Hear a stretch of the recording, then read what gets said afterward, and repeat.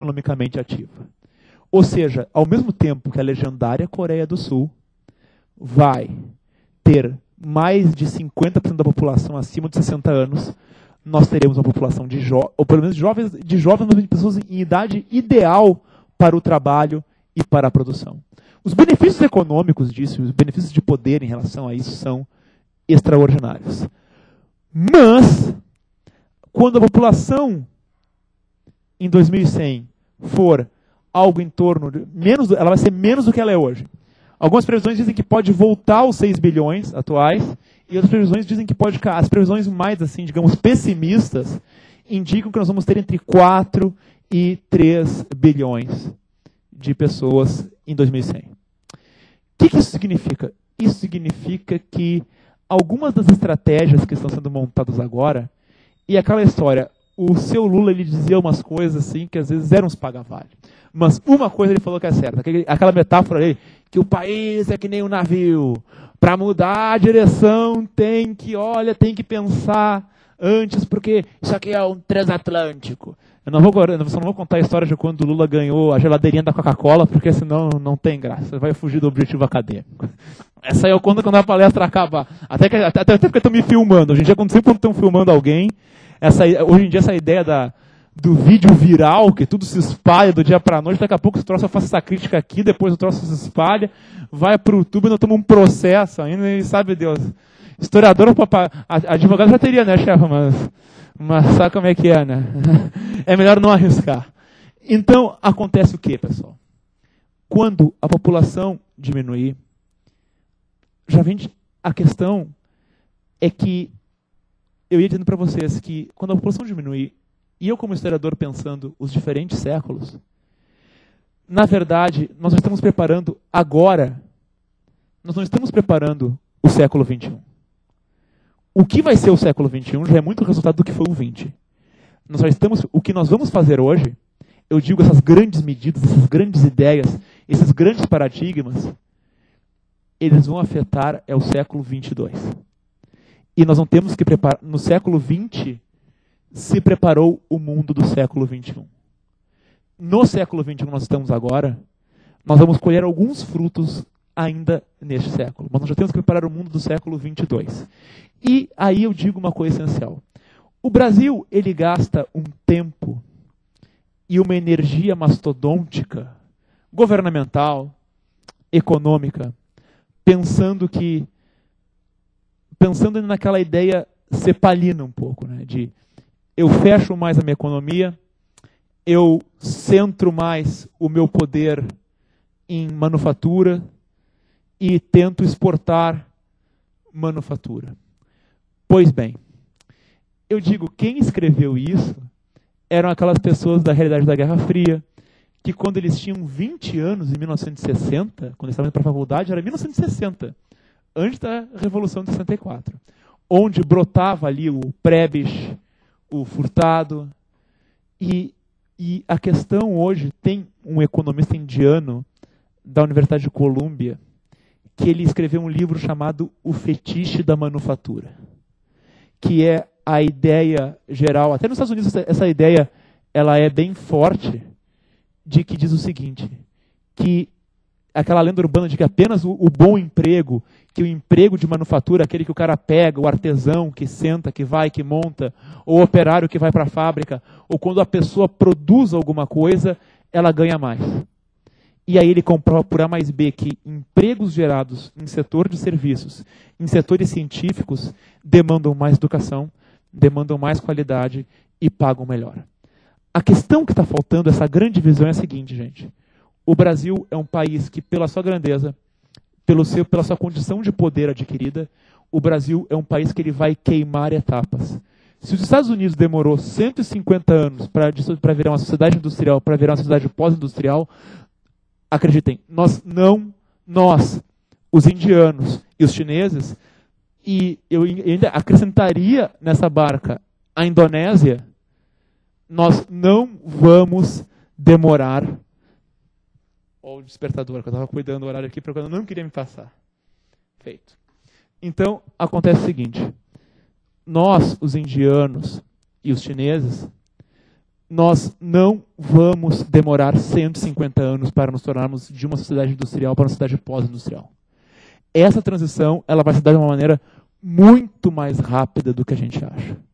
E para isso, e aí que eu quero chegar no ponto nevrálgico da situação, que é justamente o seguinte: uma coisa que eu concordo com, já que eu dei uma esmerilhada no Samuca e no Clodoaldo, do Montes Madeira e na Amado Servo, realmente o Brasil é um país de contradições, de uma pobreza tão chocante, que tem que ser uma prioridade nossa a superação, não é, do subdesenvolvimento. E aí que está a questão. Se nós conseguirmos dar mais educação para a nossa população, e a gente conseguir também pensar um pouco a questão de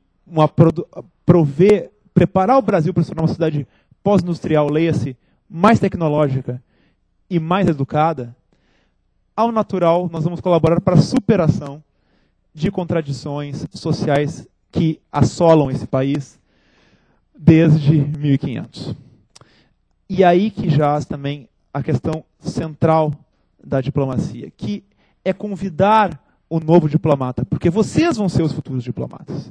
Eu vou ser apenas lá um acadêmico, quando eu já 70 anos, eu estou lá com a minha teia de aranha, ali um quadrinho do Smithsonian, que eu tenho lá no meu quarto, que eu vou transferir para uma sala universitária, aí vou ter orientado um bando de gente, vou ter até uma cadeirinha um pouco melhor, vou ter ali um negócio para massagear meus pés, que eu com 70 anos vou estar virando num caco. Mas vocês, e vou ter que passar minha vida inteira escrevendo ali, tomando café, escreve um artigo, toma café. Vocês serão relevantes. E vocês podem fazer essas coisas. Então, a questão é que vocês têm que pensar se, por uma realidade de uma sociedade pós-industrial, por uma realidade, para vocês terem uma ideia, a Alemanha tem uma produtividade industrial que é 30% superior à produtividade industrial da Grã-Bretanha. E aí alguém se perguntou por isso, mas por que é uma diferença tão grande? Afinal de contas, são dois países muito educados, dois países muito prontos, dois países muito ligeiros, com boa regulamentação governamental, boa estrutura, etc, etc, etc. E o especialista respondeu rapidinho. A Alemanha tem 30% a mais de produção que a Grã-Bretanha, porque a Alemanha tem 10 mil robôs a mais nas suas linhas de montagem que a Inglaterra. Então, gente, essa ideia de que nós temos que fazer uma diplomacia que apenas proteja o nosso mercado industrial, para que a gente exporte, para que o bom operariado trabalhe na sua fábrica, vá das 6 às 6, e tenha sábado, domingo e feriado na fábrica, e trabalhe e produza. Essa realidade, este modelo de desenvolvimento econômico, que é muito pregado pela nossa diplomacia, eu tenho lá minhas dúvidas se ele se encaixa numa realidade que vai se modificar tão rapidamente. Mas eu, como intelectual e como alguém que é o guardião do passado, vou apenas ficar me dedicando aos setores da velhice. Mas vocês que serão diplomatas, essas são perguntas que vocês têm que fazer. Então, como vocês fazem parte de uma experiência generacional nova, uma geração aí da Apple, da geração do Zai, né? Do Zai, inclusive o iPin, né? É só o que falta, né? Então, vocês fazem essa geração do I, né? Essa geração, a chamada geração Y, né? Agora já tem até uma outra, agora já tem uma outra definição. Hã? Ah, tá, então tá. Então, eu acho que a gente já está com o X dividido por 2. Né? O que acontece? Quem representa uma experiência internacional, nós temos a obrigação de pensar se realmente lugar no Conselho de Segurança é realmente tão vital quanto se diz, se as nossas parcerias, se as nossas parcerias são as mais adequadas ou não são as mais adequadas, se o Brasil é um país ocidental ou não, se o Brasil, sendo um país ocidental, qual é o conjunto de valores que a gente defende ou não. Então, bem ou mal, gente, tendo o compromisso de vocês como diplomatas em pensar numa realidade diferente, o que fica no final é que vocês devem pensar coisas diferentes, mas que a conduta brasileira deve sempre se pautar por aqueles pilares, né? Que é o pilar que eu digo que são os pilares da boa diplomacia, que é interesse nacional, tradição e valores e construção de objetivos, não apenas objetivos, mas resultados que tenham um efeito perene.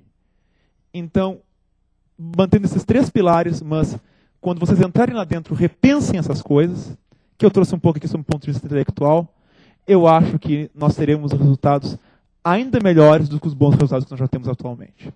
Muito obrigado pela presença de vocês e estou aberto agora para uma sessão de perguntas. Muito obrigado.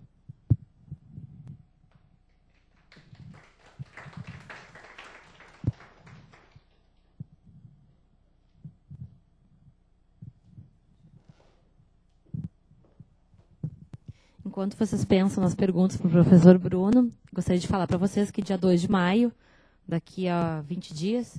Não, que dia é hoje? 20 dias, isso. Começa o curso preparatório para a carreira diplomática aqui no IDC. Vamos oferecer todas as disciplinas, presencial e EAD. Na modalidade EAD, apenas as línguas não serão oferecidas. Então, vocês têm a opção de fazer o curso completo ou por disciplina. As turmas serão à noite, aqui mesmo. Infelizmente, esse semestre o professor Bruno não estará aqui, porque estará em Georgetown se preparando para voltar em breve. E se vocês precisarem de mais informações, podem fazer uma pergunta, podem mandar e-mail, tanto para mim quanto para o pessoal da Secretaria do IDC, estou à disposição. Vou passar novamente para o professor Bruno, se ninguém tiver perguntas, encerraremos. Uma pena para o pessoal de casa, mas se vocês quiserem continuar, a gente pode lá fora fazer as perguntas necessárias. Ah, sim, com certeza. Então vamos... Também temos Facebook, o negócio aqui está modernoso já.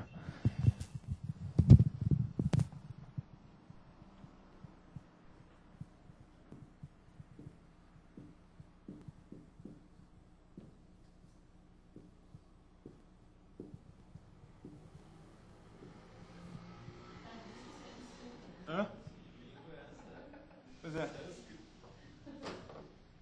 A pior ideia foi escrever no quadro.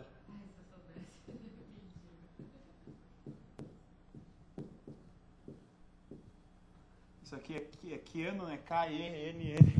KENNAN_599 Repetindo, né? Como sempre manda aquelas coisas de rádio, né? Repetindo KENNAN_599 Também para quem quiser encontrar na web.